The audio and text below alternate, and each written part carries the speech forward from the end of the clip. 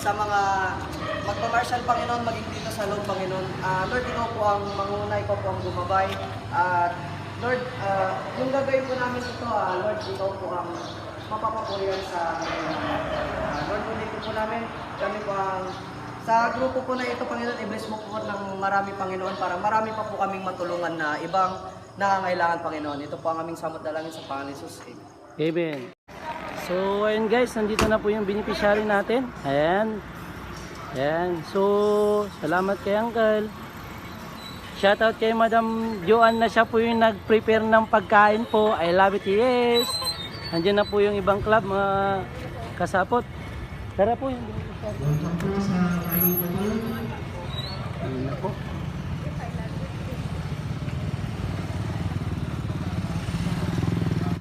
So, ayun mga kasapot, bali collaboration po tayo dito sa isang charity event na ginanap dito sa Mabini, Kalsada, Pangasinan.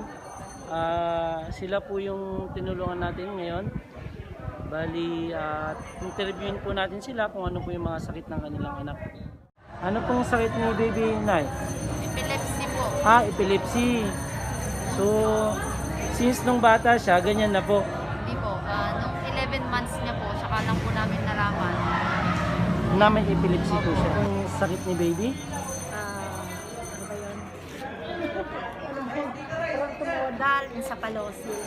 Frontomodal encephalosis. So, nung pinanganak po si baby, ganito na po talaga? Opo, inborn na siya. Inborn na po yan. Pero malit lang siya nung lumabas. Parang lang siya, itlog lang kaliit. Tapos, habang lumalaki siya, lumalaki rin. 1 year na po kami pabalik-balik sa hospital. Mula nung pinanganak siya, from the start na pinanganak siya, bumabalik na kami sa Region 1. So, Opo. tuwang-tuwa ako kasi 1 year ba naman, almost 1 year na yung pagdating operation na nandun na. Tapos nag-meet siya nung last August 21. Pagdating namin ng Saturday yun eh. Tapos Sunday, nakuha na siya ng dugo. Kompleto na po. Oo, binili na nga kaming kasi 3 major operation siya eh.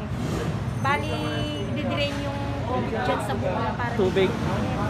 Tapos second operation, bali 1 month. And then Opo. another na naman 1 month. And then last 3 sa na surgery sa ilong niya.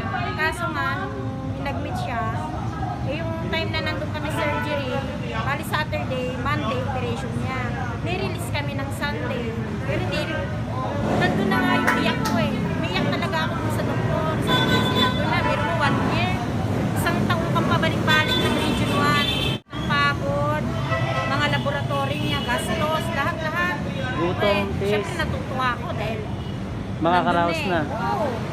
Eh pagdating naman ng operation, ayun, nirelease kami. Hindi rin pwede kasi nga ang dami nag-fasting. Wala kaming magagawa, bulbul ako eh.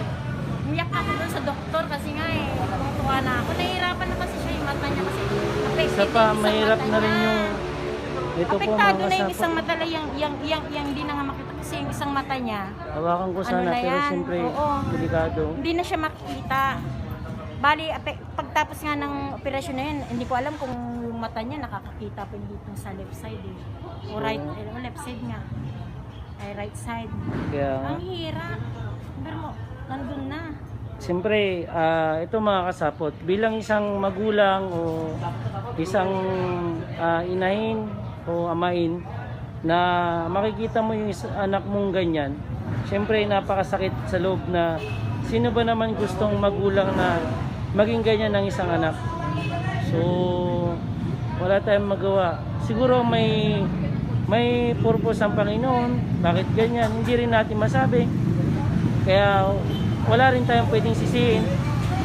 Kaya kung pwedeng may magawan tayo ng paraan, gawan natin para sa mahal natin sa buhay.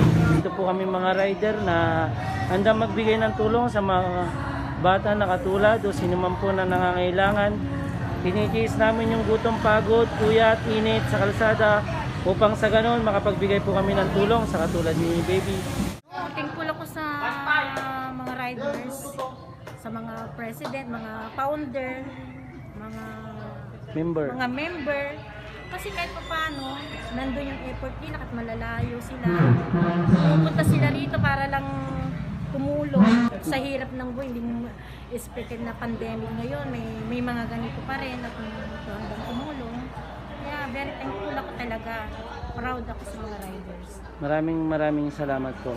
So, shoutout sa lahat ng riders sa Dumalo. Maraming salamat po sa ating lahat. So, kayo mga kasapot na buong buo, kumpleto, walang problema sa katawan, walang sakit, ingatan niyo yung mga sarili niyo, huwag ambusihin. Maraming salamat po. Magdasal po tayo, humingi tayo ng panalangin sa Panginoon na sana gumaling na po itong dalawang bata na to. So, mga kasapot, hinihingi ko po yung panalangin na sana matulungan natin sila dahil kahit sa pamamaraan lang ng pagdadasal, may bigay natin sa mga batang ito upang sa ganun gumaling na po sila sa kanilang mga sakit. So ayun po mga kasapot, maraming salamat sa suporta na binigay ninyo sa event na to. Yes, I love it. So ayun mga kasapot, magpapas limit din po kami. Ayan. So ayan, maraming salamat po sa mga dumalo dito sa event. Ayan po, opo. Bigyan mo sticker. Ubos po. Nandito. Tung, adun. So ayun po mga kasapot. Ngayon pala nagpapasalamat po kami ng maraming salamat po sa mga kasapot natin na pumunta dito dumalo. Lalong-lalo dun sa mga nag-Gcash. Nandito po sa akin yung pera nyo. Ibibigay po natin sa beneficiary. And then yung mga dumalo. Shout out sa inyong lahat. Maraming salamat po. I love it. Yes. Ayun mga kasapot, ito po yung bali na pass helmet ng bawat grupo. So ngayon, hatiin na po natin itong perang to para sa kanila. Yan na po. Hindi man siya ganun karami kasi pandemic, total galing naman po sa puso nila yung pagbigay ng tulong. So maraming salamat po sa nagbigay. I love it, yes.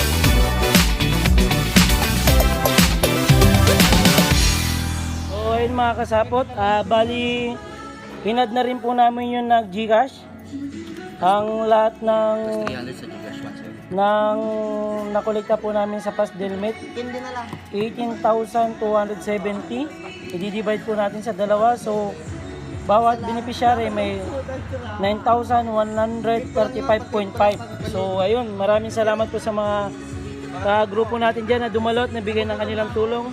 Yes, I love it. Salamat po. Salute. WCT8, MPRC, Paragon Burgos Chapter, at saka kay Madam Joan na siyang nagbigay sa amin ng sopas. Sopas na puno ng hotdog. Sopas daw. Salamat, Madam. So, ayun mga kasapot, bali ibibigay na po natin sa beneficiary yung napagatian po nila.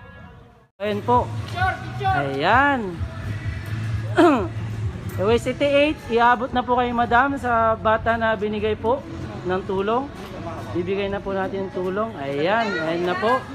Ayan. Yes, I love it. Thank you po sa tulong ng mga riders, sa founder po ng president, mga member. Maraming salamat po sa effort nyo, tulong sa kay Baby Gia. Yes, I love it. Salamat po. And then dito naman po sa beneficiary ng Paragon Burgos Chapter, bibigyan na rin po natin. Ayan. Thank you po sa inyong lahat. God bless po. Yes, I love it. So, ayun po mga kasapot. Naibigay na po natin yung tulong sa beneficiary. Maraming salamat po sa nagbigay. Hingi po tayo ng dasal na sana gumaling na po yung dalawang bata. Ito. Yan, I love it. Yes, salamat.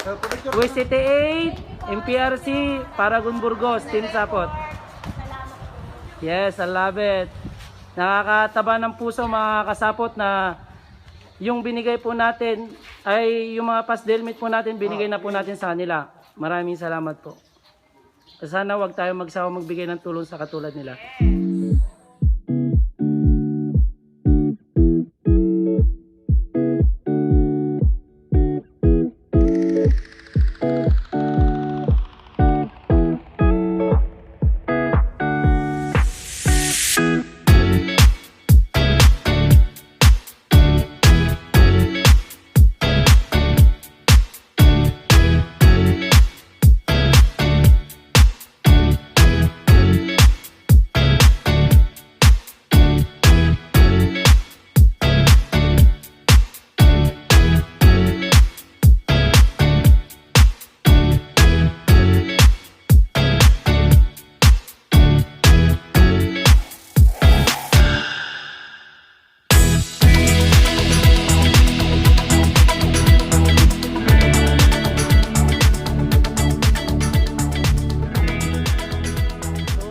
Kasapot, ito po yung mga member natin na andyan palagi na nagbibigay ng tulong, handang maglaan ng oras, tiisin ng gutom, pagod, puyat, ngawit sa pagmamaneho. Yes, I love it. Maraming salamat po.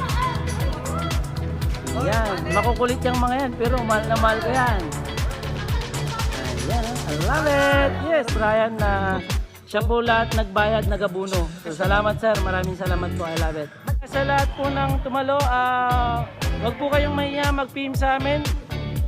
Susubalitan po namin yung kabaitan na ginawa niyo sa amin.